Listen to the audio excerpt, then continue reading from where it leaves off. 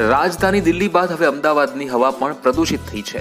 શહેરના મોટા ભાગના વિસ્તારમાં વાયુ પ્રદૂષણ સ્તર 100 ને પાર થયું છે।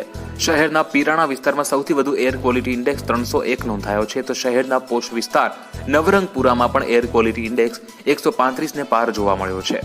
આ ઉપરાંત Raikhad, Bopal, airport, gift city અને સેટેલાઇટમાં પણ એર ક્વોલિટી ઇન્ડેક્સ 100 ને પાર નોંધાયો છે। જણાવી દઈએ કે બીજી બાજુ દિલ્હીમાં પણ વાયુ પ્રદૂષણના કારણે સ્થિતિ બગડી રહી છે અને રાજધાની દિલ્હી દિવસે ને દિવસે ગેસ ચેમ્બર બની રહી છે। વાયુ પ્રદૂષણના જોખમને ધ્યાનમાં રાખતા દાખલ થયેલી એક અરજીની સુનાવણી દરમિયાન સુપ્રીમ કોર્ટે રાજ્ય સરકારની ઝાટકણી કાઢી હતી અને પ્રદૂષણ માટે ખેડૂતોની ટીકા કરવાને ફેશન ગણાવી હતી। આ સાથે સુપ્રીમે પ્રદૂષણ પર નિયંત્રણ માટે લોકડાઉન લાગુ કરવાનું સૂચન કર્યું હતું। પ્રદૂષણ મુદ્દે સુપ્રીમના આકરા વલણ પછી કેજરીવાલ સરકારે સ્કૂલ, કોલેજો અને ઓફિસો એક સપ્તાહ માટે બંધ કરવાનો નિર્ણય લીધો હતો અને રાજ્ય સરકારના કર્મચારીઓને પણ વર્ક ફ્રોમ હોમના નિર્દેશ આપ્યા હતા। દિલ્હીમાં વાયુ પ્રદૂષણના કારણે સ્થિતિ અત્યંત કથળી રહી છે, ત્યારે આ અંગે દાખલ એક અરજીની સુનાવણી દરમિયાન ભારતના મુખ્ય ન્યાયાધીશ એન.વી. રામનના અધ્યક્ષપદે એક બેન્ચે કેન્દ્ર અને રાજ્ય સરકારની ઝાટકણી કાઢી હતી।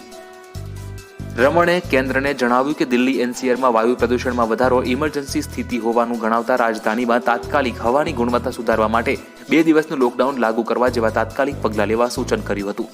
તેમણે ઉમેર્યું કે દિલ્હીમાં સ્થિતિ એટલી કથળી ગઈ છે કે આપણે ઘરોમાં પણ માસ્ક પહેરી રાખવું પડે છે। મુખ્ય ન્યાયાધીશે કહ્યું કે પડોશી રાજ્યોમાં ખેડૂતો દ્વારા પરાળી સળગાવવાને કારણે જ પ્રદૂષણ વધી રહ્યું હોવાનો આક્ષેપ એક ફેશન બની ગયો છે। ખેડૂતોની ટીકા કરવી ખૂબ જ સરળ છે। પરાળી સમસ્યાનો એક ભાગ હોઈ શકે છે, પરંતુ તેનું એકમાત્ર કારણ નથી। વાહનોના પ્રદૂષણ, ફટાકડા ફોડવા, ધૂળના કારણે પણ પ્રદૂષણ વધી રહ્યું છે। આ બધા કારણોના ઉકેલ લાવવા માટે તમે કયા પગલાં લીધા તેવો પણ બેન્ચે સવાલ કર્યો હતો। ન્યાયાધીશ ડી.વાય. ચંદ્રચૂડ અને ન્યાયાધીશ સૂર્યકાંતને સમાવતી બેન્ચે કેન્દ્રને પૂછ્યું, અમને જણાવો કે તમે MQI-ને 500 થી ઘટાડીને ઓછામાં ઓછા 200 પોઈન્ટ પર કેવી રીતે ઘટાડી શકાય। સુપ્રીમ કોર્ટે દિલ્હી સરકારને પણ કહ્યું કે તમે રાજધાનીમાં બધી જ સ્કૂલો ખોલી દીધી છે અને હવે બાળકો પ્રદૂષણના સંપર્કમાં આવે છે। આ કેન્દ્રનું નહીં પરંતુ તમારું અધિકાર ક્ષેત્ર છે। તમે પ્રદૂષણ ઘટાડવા શું પગલાં લીધા?